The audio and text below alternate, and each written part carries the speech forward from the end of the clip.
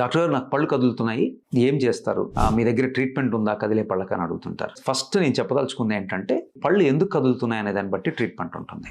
పళ్ళు గనక ఏదైనా దెబ్బ ద్వారా, అంటే ఏదైనా యాక్సిడెంట్ కానీ, బైక్ యాక్సిడెంట్ కానీ, ట్రామా కానీ, మనం పిల్లవాడిని ఎత్తుకుంటే వాడి తల తగిలి కానీ, లేకపోతే సడన్గా వెళ్తూ కింద పడటం కానీ, దాని ద్వారా పన్ను కదిలినట్టయితే దానికి ఒక రకమైన ట్రీట్మెంట్ ఉంటుంది. దీంట్లో జనరల్గా ఏంటంటే టీత్ కొద్ది కిందకు జారి ఉంటే దాన్ని లోపలికి కానీ దాని ప్లేస్లో స్టెబిలైజ్ చేయడం జరుగుతుంది, లేకపోతే కదులుతూ ఉంటే స్టెబిలైజ్ చేయడం జరుగుతుంది. ఈ స్టెబిలైజేషన్ విధానాన్ని స్ప్లింటింగ్ అనే ప్రక్రియ ద్వారా చేస్తారు. దీనికి డిఫరెంట్ మెటీరియల్స్ ఉంటాయి. దానికి స్ప్లింటింగ్ అంటారు. అంటే పక్కనున్న గట్టి పళ్ళతో ఈ కదిలే పళ్ళని బిగించినట్టుగా ఒక చిన్న వైర్ ద్వారా కానీ, కాంపోజిట్ రీఎన్ఫోర్స్ వైర్ ద్వారా కానీ, డిఫరెంట్ పద్ధతుల ద్వారా స్ప్లింటింగ్ చేయడం జరుగుతుంది పక్క పళ్ళతో.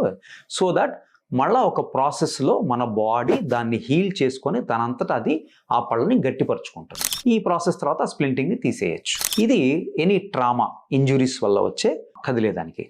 ఒకవేళ చిగుళ్ళ ప్రాబ్లం, బేసికల్గా చిగుళ్ళ జబ్బులో ఏంటంటే పంటికి సంబంధించి మన పునాది ఏదైతే ఉంటుందో వేరు ఎముకలో ఉంటుంది. ఆ ఎముకకు వచ్చే జబ్బులో ఎముక తినేయడం వల్ల పన్ను క్రమంగా కదిలిపోతుంది. అలాంటి వాటిలో కూడా ఏం చేస్తాము అంటే ఫస్ట్ మనం స్ప్లింటింగ్ చేసుకొని, అంటే పక్కన గట్టిగా ఉన్న పళ్ళతో దాన్ని గట్టిపరుచుకొని దానికి స్కేలింగ్, రూట్ ప్లేనింగ్, దాని తర్వాత బోన్ గ్రాఫ్టింగ్, కొన్నిసార్లు లేజర్ అసిస్టెడ్ అడ్వాన్స్డ్ ట్రీట్మెంట్స్తో పళ్ళని గట్టిపడేట్టుగా మనం చేసుకోవచ్చు. సో పళ్ళు కదలటానికి మెయిన్ కారణాలు ఏంటంటే ఒకటి గమ్ డిసీజ్, ఒకటి తర్వాత ఏదైనా ఇంజురీస్, అండ్ నెక్స్ట్ ఇంకోటి ఏంటంటే మనకి పళ్ళు పుచ్చినప్పుడు కూడా ఆ ఇన్ఫెక్షన్ ఎక్కువయ్యి పన్నులో కొద్ది కదలిక వస్తుంది.